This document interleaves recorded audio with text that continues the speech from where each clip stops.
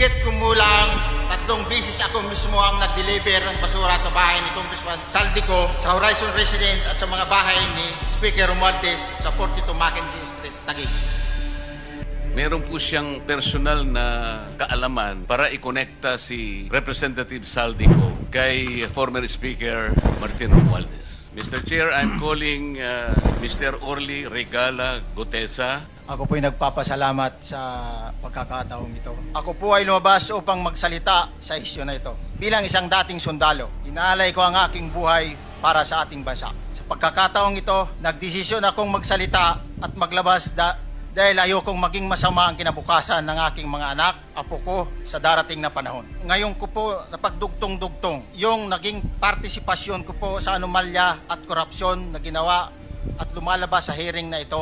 Yung palang pera na binubuhat namin at dinideliver mula sa masamang gawain na nagdulot ng baha na ikinamatay ng tao at imbes na gamitin ang pera sa edukasyon, medikal at programa na mapunta lamang pala sa bulsa ng mga politiko. Noong December 5, 2004, na-hire ako bilang security consultant sa Ako Bicol Party List or AKB kay Congressman Saldico. At nasimula ang duty ko kay Congressman Saldico. Bawat umaga, nagre-report ako sa PGC sa Horizon, sa Bonifacio Global City kung saan nakatira si Kong Saldico. Tagabuhat lang ako ng malita ng basura. Ang ibig sabihin ng basura ay malita na may lamang pera. Ang bawat malita ay may lamang humigit kumulang 48 million pesos. Tuwing may duty detail sa basura, may pumupunta na tao na magdi-deliver ng basura at nire-receive ni John Paul Estrada at Mark Tiksay. Ang mga executive assistant ni Congressman Saldico at sila ang mga detail sa mga ganyang activities. Kalimitang dinadala sa bahay ni Congressman Saldico sa Valle Verde 6 at tinatanggap naman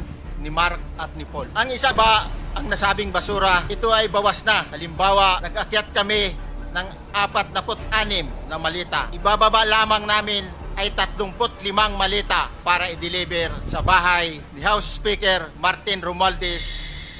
Humigit kumulang 3 beses ako mismo ang nag-deliver ng basura sa bahay ni Congressman Saldico, sa Horizon Resident at sa mga bahay ni Speaker Romualdez sa 42 Mackenzie Street, Taguig. Mas maraming pagkakataon nagde-deliver kami ng basura sa bahay ni Speaker Romualdez at sa bahay ni Congressman Saldico dahil iba-iba kaming mga nakadetailed na close-in, backup at advance party na nagkakaroon ng rotation.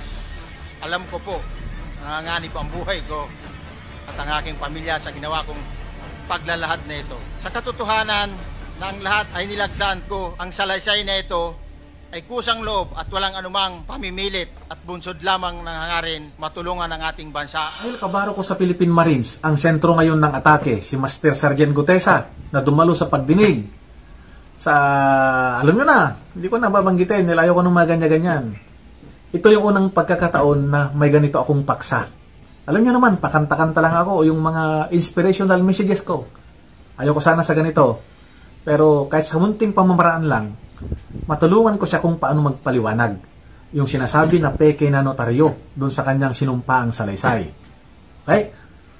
Unang-una, kapag pumunta kayo doon sa malalaking kampo, halimbawa, Camp Aguinaldo, Campo Crame, pati NBI, pati DOJ, doon mismo sa harapan, ang daming nagnonotaryo doon. Yung transaksyon mo sa loob, uutusan ka nung concerned office na yan, magpanotaryo ka muna. Ngayon, lalabas ka, ang dami doon nakahilera, mga pwesto. Pero hindi nyo doon makikita yung mga abogado. Kalimitan, andun lang yung kanilang secretary o staff. Sila na yung pipirma.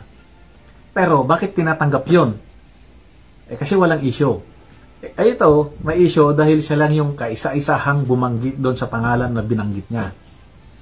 Yan. Alam ko yung iba sa inyo, naranasan na nila yan. Walang abogado.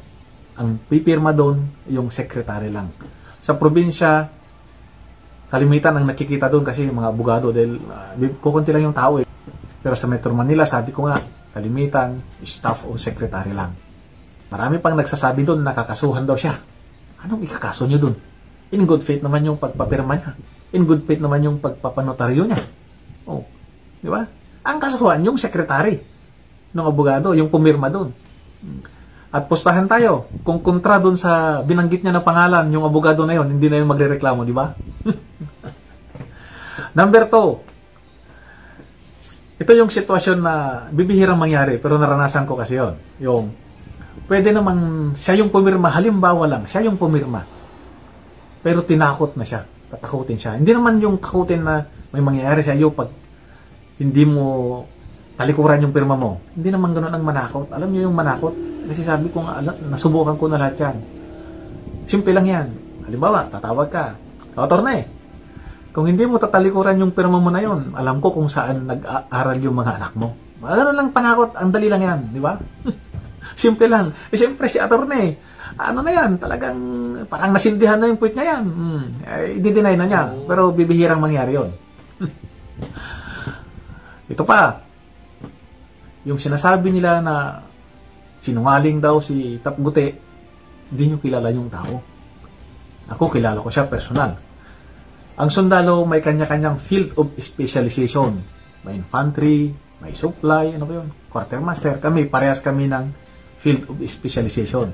Kaya alam ko yung diskarte niya. Yung hindi niya pagdalo sa paanyaya ng DOJ, diskarte niya yun. Diskarte ng Intel yun. Ikaw, inimbitahan ka, alam mo na ang laking tao yung binanggit. Tapos, pupunta ka doon sa imbitasyon. Hindi Alam ng mga kasundaluhan yan, ang Intel, laging advance mag-isip yan. Kung iniisip mo para bukas, halimbawa, Sabado bukas, yung Intel nag-iisip na para Miyerkules yan. Ito pa, bakit daw hindi hinarang sa gate yung magdi-deliver? At saka sa kalaman ng hindi nakakaalam, yung gate ng Forbes, hindi nasasakupan yung bahay doon ni, alam nyo na, yung McKinley Road na yan, from EDSA papunta ng BGC, andun, along sa McKinley yung bahay niya. Hindi nasakupan ng main entrance. Alam ko yan, ilang beses na ako nakapasok sa bahay niya. Okay? Sa mga nagmamalasakit sa kanya, katulad namin sa Marines, nasa maayos na kalagayan siya.